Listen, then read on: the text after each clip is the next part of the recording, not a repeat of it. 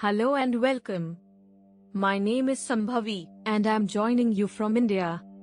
I've worked closely with rural communities in the Himalayas on climate change adaptation.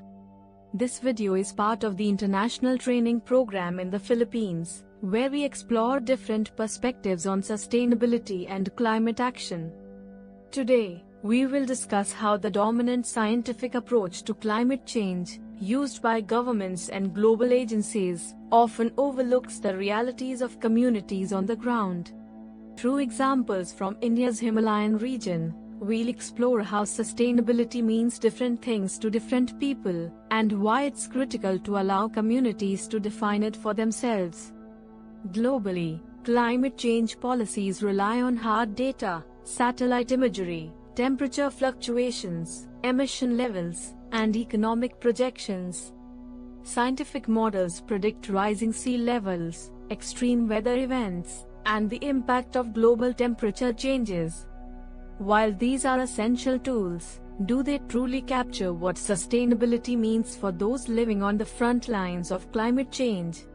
In India, climate action is largely shaped by this global scientific framework. Government policies focus on afforestation, renewable energy expansion, and carbon offset programs. But these policies are often designed from a top-down perspective, missing the lived experiences and indigenous knowledge of communities that interact with nature every day. How local definitions of sustainability differ. Let's take the Himalayas as an example. The Indian government defines sustainability through measures like increasing forest cover and protecting critical ecosystems. However, for local communities, sustainability means ensuring their forests provide them with food, fodder, and traditional medicinal plants. A forest isn't just an environmental asset, it's their home, their pharmacy, their livelihood. Yet, government programs often prioritize large-scale monoculture plantations under the banner of afforestation. While these may help in carbon sequestration, they disrupt biodiversity, making forests less resilient to climate change.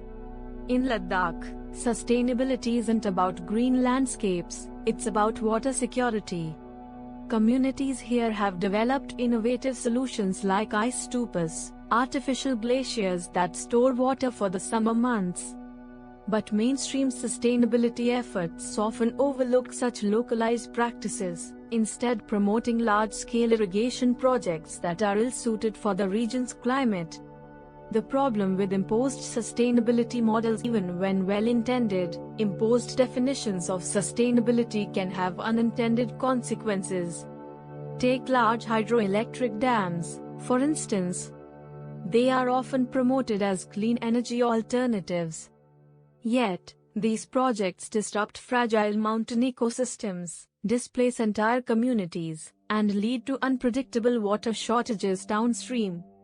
Similarly, in Himachal Pradesh, small-scale women farmers practice agroecology, farming techniques passed down through generations that focus on biodiversity, soil health, and resilience. But government policies often push them towards chemical-intensive farming, prioritizing higher yields over long-term sustainability. Why community-defined sustainability matters. Communities are not passive victims of climate change, they are active problem solvers. And when they define sustainability on their own terms, solutions tend to be more effective and lasting.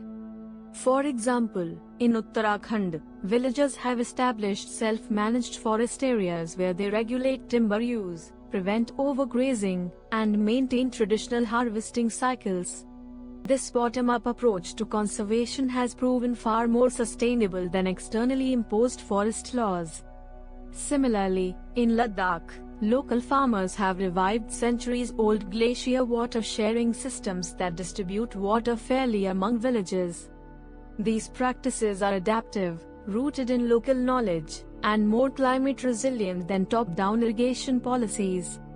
Scientific knowledge versus lived experience. Finding balance. None of this is to say that scientific knowledge isn't valuable, it absolutely is.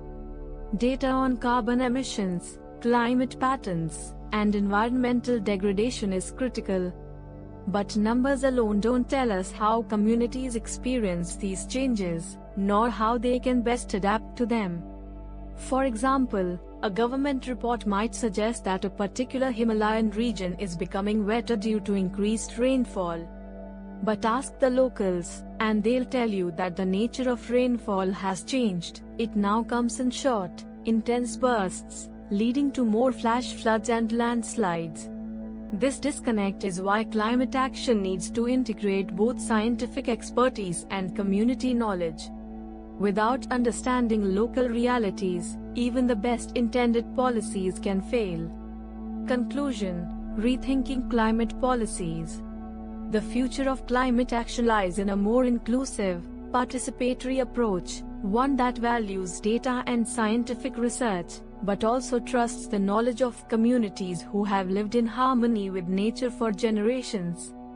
What if we listened more to the people directly affected by climate change? What if policies were co-created rather than imposed? What if sustainability was defined not by numbers alone, but by the people who know their lands best? Let's build climate solutions that work for all. As we continue discussions in this training program, let's reflect on this. Climate action must be rooted in justice, inclusion, and the voices of those most impacted. Because sustainability isn't just about policies, it's about people, their history, and their future.